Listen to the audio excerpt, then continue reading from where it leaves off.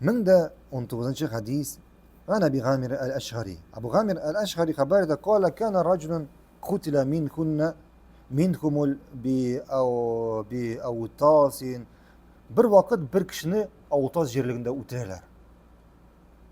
Bir kishini Avtas yerligida o'tirarlar. Faqala lahu Nabiy sallallohu alayhi va sallam ham payg'ambar anda demak endi Abu G'amir bu ya'ni u qilni bilan al-Ash'ari ham payg'ambarimiz sallallohu alayhi va sallam ayta ya Abu G'amir ey Abu G'amir dey.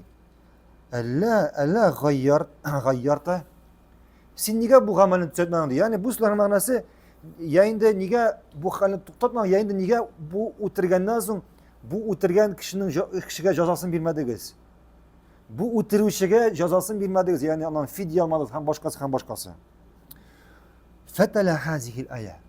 Shundan so'ng Abu G'amir shu oyatni o'qiydi. Ya ayyuhallazina amanu alaykum anfusakum. Allah subhanahu wa ta'ala ey iymon keltirgan bandalar o'zingizning jonlaringizni o'zingiz saqlag'iz, o'zingiz qarag'iz. La yadurrukum man dalla iza ihtadaytum. Agar siz to'g'ri yo'ldan olib borilsangiz, sizga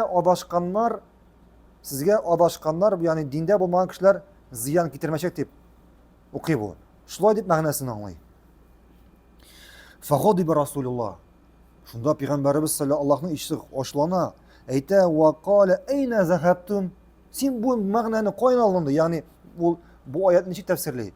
Agar sen to'g'ri yo'lda borsang, ya'ni senga adashgan musulmonlar ziyon keltirmaslar deb o'ylayman. Ya'ni shulay bu ma'noga nima ma'nosi ayta, ya'ni sen o'zing to'g'ri yo'lda bo'lsang, boshqalarga e'tibor etma. Eng birinchi o'zingning narsa nafsingni saqla. Bunda sen to'g'ri yo'ldan bording ekan, misol gunoh qilaman, misol kishi o'tiraman. Allah sen alarda sening ishing deb. Shulay deb shunday ma'nosi bu oyatlarga. Payg'ambarimiz ayta, ayna zahabtum. Sen qo'yanding bu ma'noni deydi. Sen narsa söyleysin deydi bu so'zlarning ma'nosi.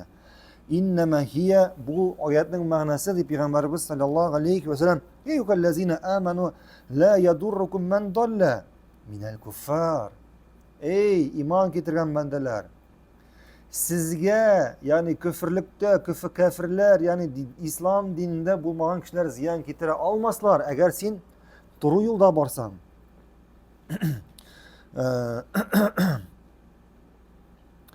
إذا اهتديتم وهي رواية عن أبي عامر أنه كان فيهم شيء فاحتبس عن النبي صلى الله عليه وسلم. هم شلay ikinci bir rivayetdagilar bir vaqt payg'ambar Abu G'amir payg'ambarimiz yoniga kelganda singa qoladi. Nidir hal bo'ladi, u shu hal uni tutqarlay. Faqala Nabiy sallallohu alayhi va sallam ham payg'ambarimiz sallallohu alayhi va sallam ayta: "Ma habasaka?" Nesini tutqarladi dey. Qala qara'ta hazihi al-aya. Shunda Abu G'amir bu oyatni o'qiy. Ya ayyuhallazina amanu alaykum anfusakum. Iymon keltirganlar, o'zingizni saqlag'iz, o'zingizning nafsingizni, ya'ni jonlaringizni qayg'irtig'iz. La yadurrukum man dalla iza ihtadaytum. Sizga agar siz to'g'ri yo'lda borsangiz, sizga adashgan kishilar ziyon keltirmaslar. Faqat to'g'ri yo'lda olib borilsangiz. Faqala lahu Nabiy sallallohu alayhi va sallam ham shunda payg'ambarimiz sallallohu alayhi va sallam la yadurrukum man dalla minal kuffari iza ihtadaytum. Ya'ni bu oyatning ma'nosini aytdik. Agar siz to'g'ri yo'ldan Alloh sinab to'g'ri yo'ldan borsangiz, sizga kufrlik egalari ziyon keltirmaslar. Shayx ayta rahimahulloh هذا الحديث bu hadisdi fihi bayanul ma'na al-ayatil maida fil maida. Bu hadisda shu oyatning ma'nosi. Biz ham ma'nosini aytib o'tdik hadisda. Falamma fahimaha ba'du nas ala g'ayri ma'naha bayana Nabiy sallallohu alayhi va ma'naha sahih. Ya'ni qo'y bir kishilar bu oyatning ma'nosini durust anglamagandan so'ng payg'ambarimiz sallallohu alayhi Payg'ambarimiz sallallohu alayhi va sallam bu hadisning durust ma'nosini anlatib beradi. Faqala ma'nosini aytdik. Va hiya laysat mujibatan li tarkil amri bil ma'ruf va nahy anil munkar.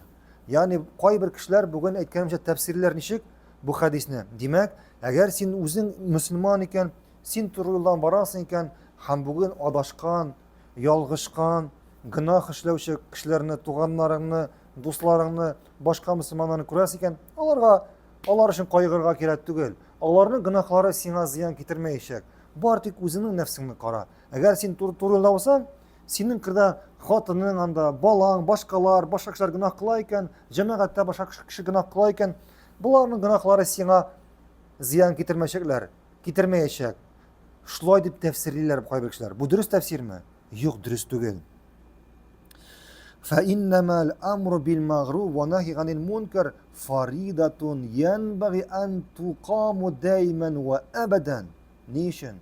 Чөнки кешеләрне игелеккә чакыру, кешеләрне Аллаһ яратмаган гамәлләрдән тыю фарыз булып тора. Һәрберебез өчен, һәрбер мөселман өчен фарыз булып тора.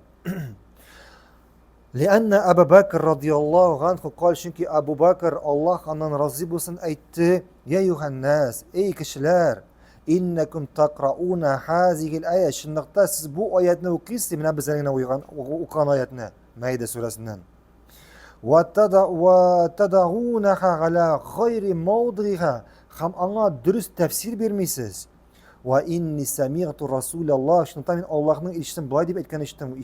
Тыңлагыз, бик мөһим сүзләр. Ул әйтте саллаллаһу алейхи ва саллям: "Иннан наса иза раау залима."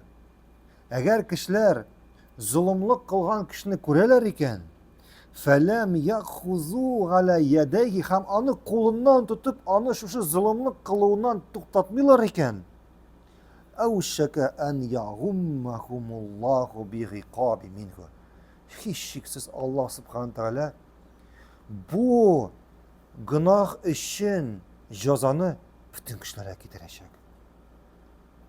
Бүтән кешеләргә китерәчәк. Күз алдына китерәсезме инде куркыныч хадис, инде куркыныч сүзләр.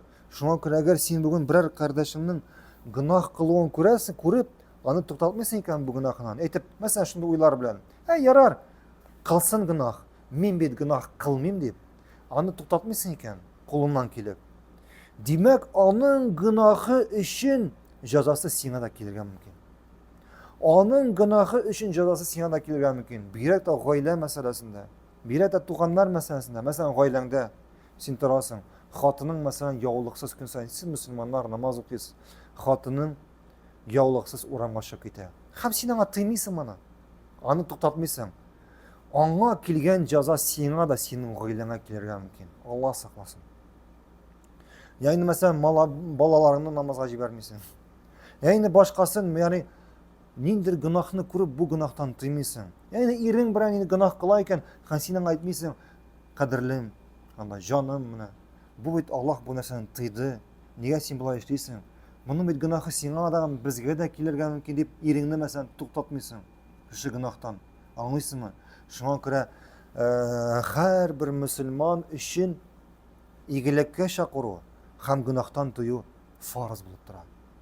Һәм иң бөек дәрәҗә ул нинди? Кулың белән туктату. Кулың белән туктата алмасаң нәрсә эшлисең? Авызың белән, телең белән әйтәсең. Инде моны да булдыра алмасаң нәрсә? Йөрәгең белән каршы киләсең.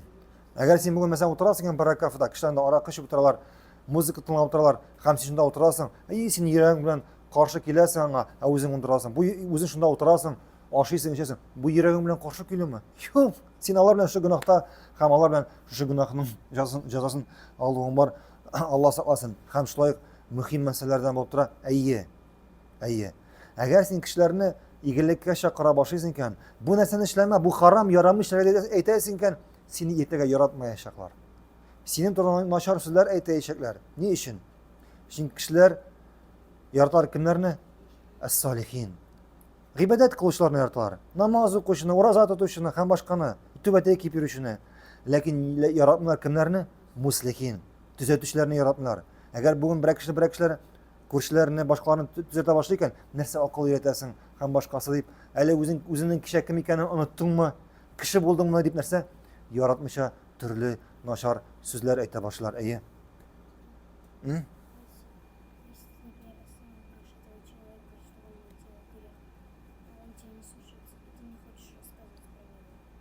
Әгәр син берәр кешене сорау бирделәр, әгәр син берәр кешене туктатасың икән, ләкин ул туктамый.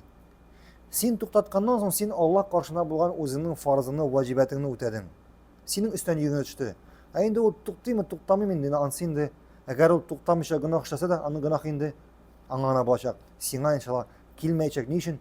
Чөнки син Аллаһ кушкан әмерне инде үтәдең. Баракаллаһу фикум. Һәм инде иншалла бүген шушы урында тукталырбыз.